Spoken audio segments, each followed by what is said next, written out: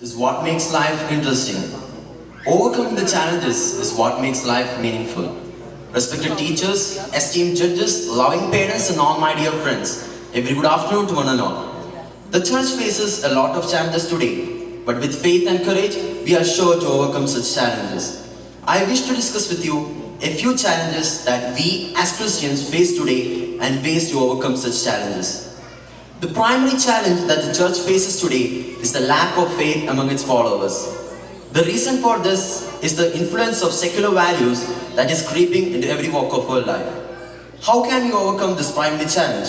Yes, we need to focus on the power of God. We should leave the negative thoughts of impossibility and work together prayerfully to evangelize our own people. Be close to our fellow Christians and be their solace as Jesus did, slowly helping them to depend on Christ for their social and spiritual needs. The second challenge is the difficulty to relate faith to match with science. We see around us a lot of scientific advancements. We try to find them in the scriptures, but when we don't, we get disturbed. Friends, Bible was written at a time when people were not highly informed. It was written to teach them about a loving and caring God. But today, if we look into the Bible, we see that many of the scientific advancements are hidden in the lines of the scriptures.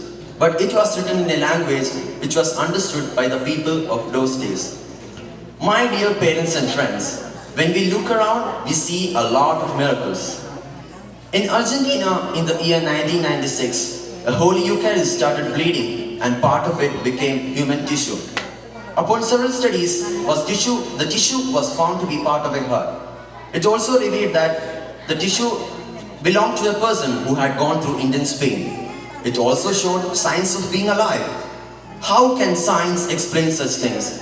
Surely the ways of God are more glorious and powerful than science. The third challenge is how we live our Christian faith in a society which is mostly non-Christian. We might think that this challenge is beyond our control. No, friends, this in fact is a favorable situation for us to express Christ among others. This can be done by reflecting Christ in our own lives. When we love and help other non-believers in their needs, they wonder why we do so. When they realize that it is because of Christ, they would get to know Christ. The last challenge I wish to discuss is the disharmony among the family members.